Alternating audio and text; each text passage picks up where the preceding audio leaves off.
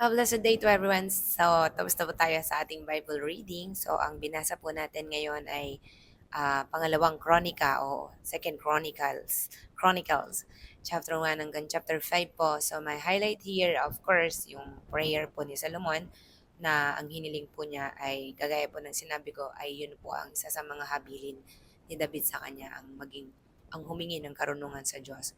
No, so ngayon po hiniling po niya yon, karunungang mamahala, no, sa mga ibinigay na ah, tao, no, pamamahalaan niya.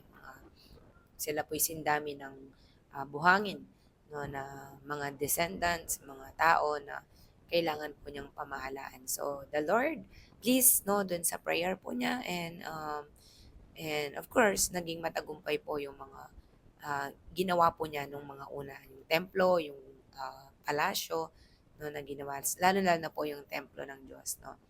um, I just want to have that prayer na sa buhay po natin, meron po ang Diyos na ibinigay na purpose o mga layunin.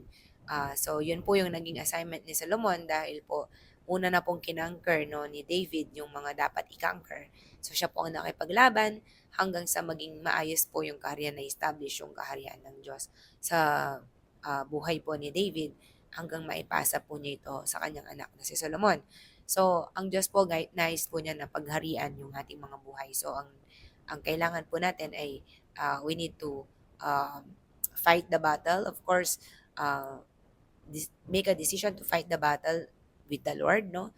But the Lord will surely give us the assignment. Meron po tayong mga assignment. And yun po yung sinasabi ng Lord sa atin, that we need to align our purpose or our desire doon sa layunin o doon sa purpose natin.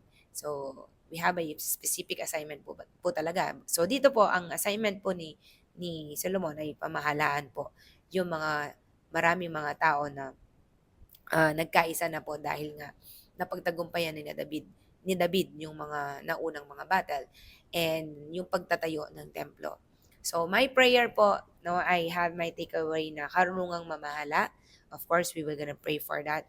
Karunungang mahalin ang Diyos first, no, yung talagang wisdom. The first o the beginning of all wisdom is fearing and obeying the Lord. Amen?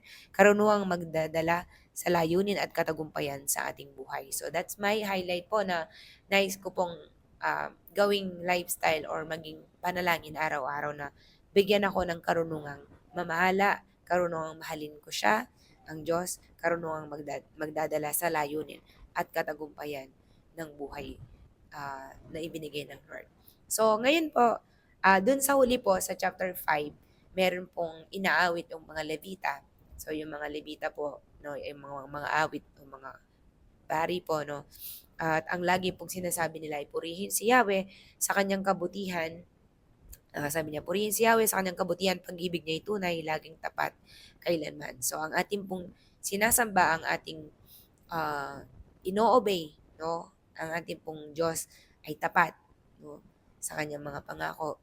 Tunay ang kanyang pag-ibig at kailanman hindi po niya tayo iiwanan, ni pababayaan. So, my highlight is always allow the Lord, no, let's pray na yung heart niya maging heart natin, yung mind niya maging mind natin.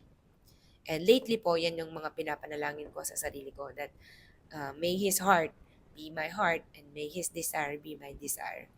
So, makikita po natin na talagang meron po tayong layunin dito sa mundong ibabaw. And let's continue to have the heart and desire to understand and receive it, no, from the Lord who created us, who knows everything, and who knows and put us here, no, for a reason, for a purpose. So that's my highlight for today. I hope na bless po tayo. Let's continue to have a desire to read and meditate the Word of God. God bless everyone.